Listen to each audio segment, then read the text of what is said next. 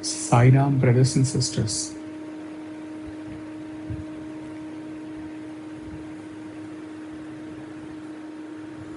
His eyes just fell on a couple of videos today.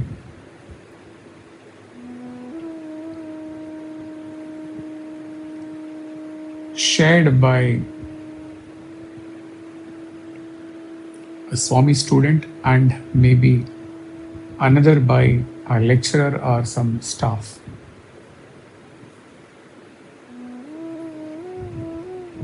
Ever since he has been thinking on what Swami wants to convey to us, and then now actually he was going to give the 10 signs of an enlightened seer today, but something from within says that this is more important for all Sai devotees. So he is just going to share as it flows from within,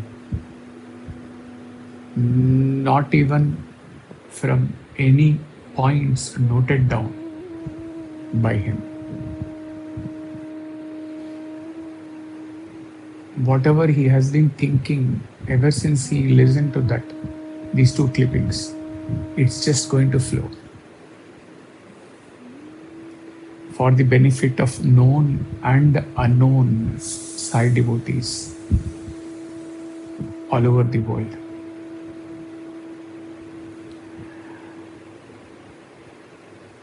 One clipping says, one student says, maybe you would have heard this before, but there is something very profound which Swami wants to perhaps convey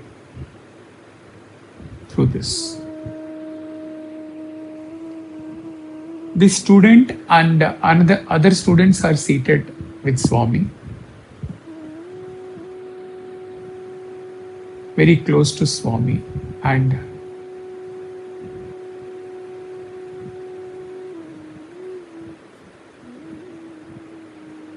Swami finishes a talk and then asks the students, if you have to ask anything, you can ask.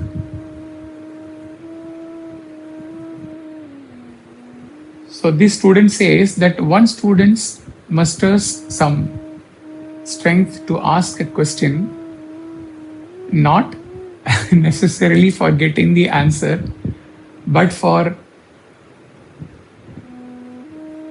delaying the closure of the talk and delaying the students departing from Swami's room. They want to stay there for some more time. So he puts up a question, Swami, you often say that not even a leaf can move without my will.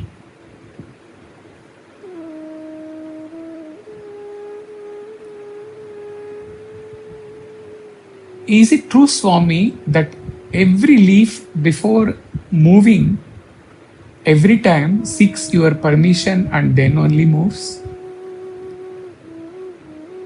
Swami says, ask the student, come to the front. He comes and sits. Swami says,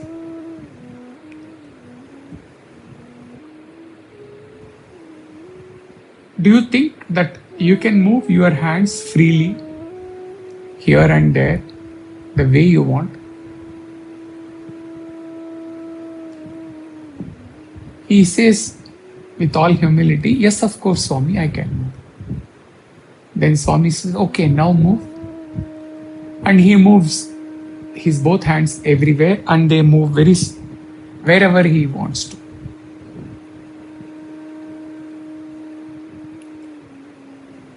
There is a silence. After a pause, Swami says, now move. And the students who shares this incident in the talk says that he was just seated next to this student who had asked this question. And the second time when Swami says, move your hands, He tries his level best. His hands do not move an inch. So much so that his below the neck, almost his body is paralyzed.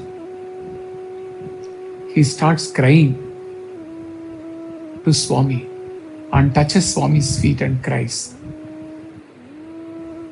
Swami places his hand on his head and then says, "No problem. Get up."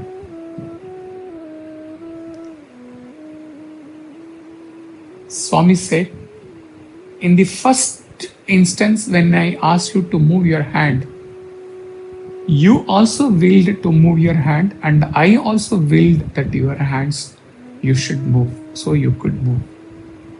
When I told you second time to move your hand, you willed to move your hand. I did not will that to move your hand, so you could not move your hand." And then Swami says third time, "Now you move your hand. Now I am willing that your hand should move." All paralysis gone and his hands are moving freely.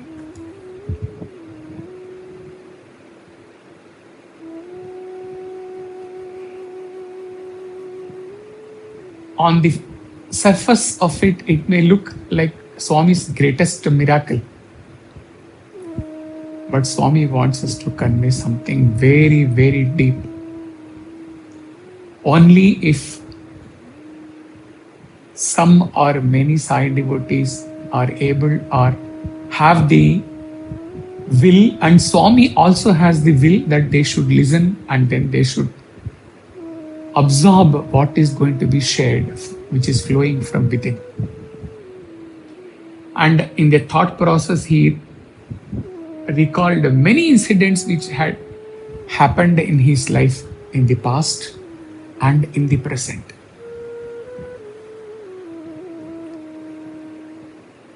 We may will for so many things. We may will for some job. We may will for some happening at our home. Eligible youngsters may will to marry someone with some criteria, look wise, nature wise, whatever, education wise, wealth wise, whatever.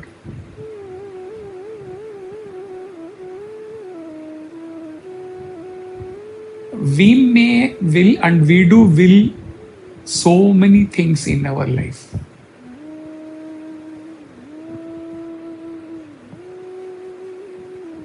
Many things happen, many things do not happen in spite of our best efforts. So after this hand movement incident, let us be sure, when we have willed and things have happened, let us be sure that Swami has also willed that it should happen. And wherever we have willed and it has not happened, let us be 100% sure today. Leave alone all our logical, radical, scientific thinking, and let us be sure that Swami has not willed that it should happen, so it did not happen in our life. And now, see, let us just not go by the surface of it that a leaf or a grass will not move without us, God's will. So God does not interfere in the nature generally. God does not interfere even in our karmas generally.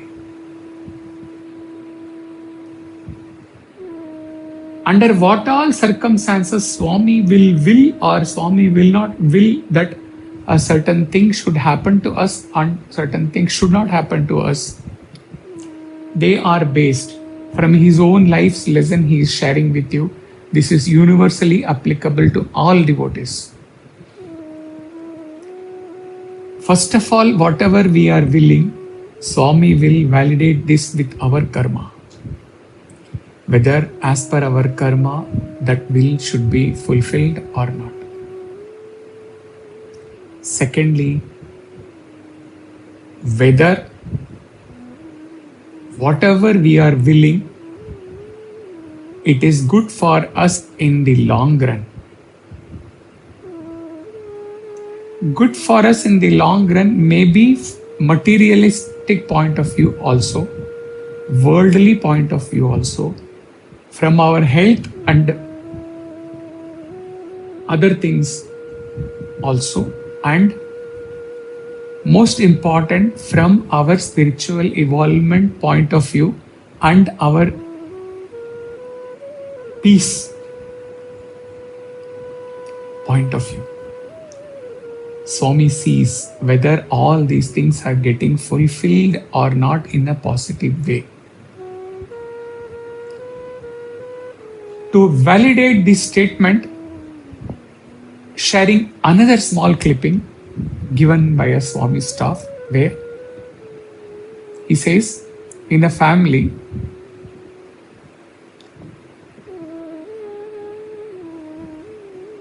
the daughter-in-law gets pregnant, she conceives, and the in-laws want that a son should be born in the family. But somehow it so happens that she delivers a girl. Next time again she conceives, and in-laws keep on saying that at least this time it should be a boy. And also she prays to Swami sincerely that, Swami, not for me but for my in-laws' sake, for that their satisfaction, please grant that I should get a boy. And she does the Likhita Japa of Swami 1 crore times. And then finally the D-Day arrives. She delivers. Again, it's a girl.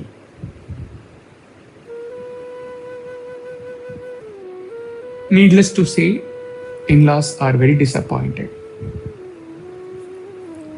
And somehow an astrologer happens to reach their home, some from a known circle, very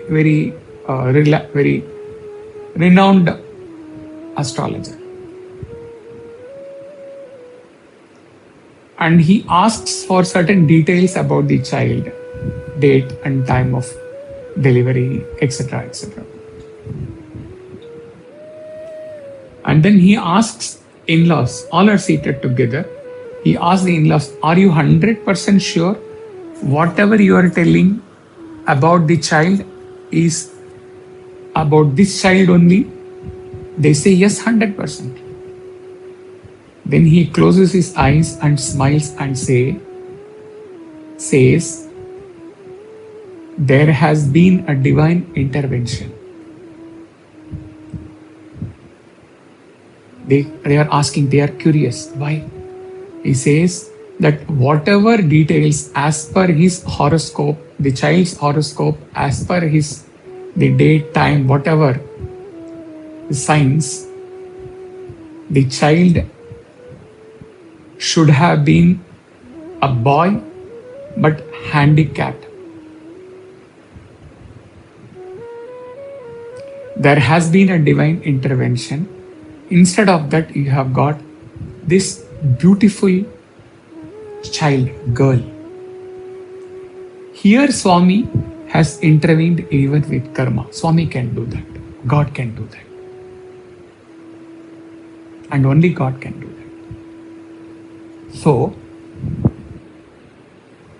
certain times, depending upon the strength of our devotion and strength of our surrender, Swami's will can change our karma also. So, dear devotees, leave alone all Bhagavad Gita teachings, leave alone all theoretical teachings. After understanding this today, practically he is telling you, leave alone spiritual level, practical level. let us not overthink anything about anything which we want to happen. We can certainly work towards that. Okay. But let us not be adamant that it should happen in this particular way. And let us also not force Swami to will as per our will, so that things should happen as per our will. You are willing something, well, it's okay. You are working towards it, well, it is okay. But let us be 100%, 200% sure that ultimately Swami's will shall prevail. Thy will be done, O Lord. And in this, through the second story, he has taught us that he will do ultimately whatever is good for us only. Material sense also, spiritual sense also. We should not have an iota of doubt if we really believe that Swami is avatar and Swami is living God for us.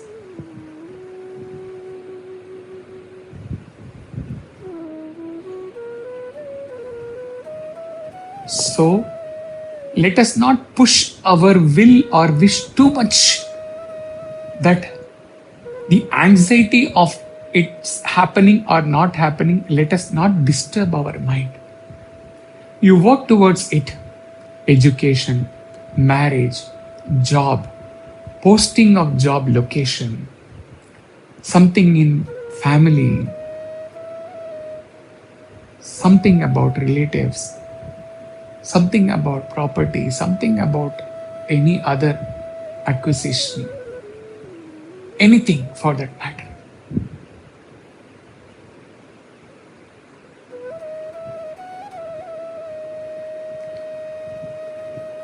Let us not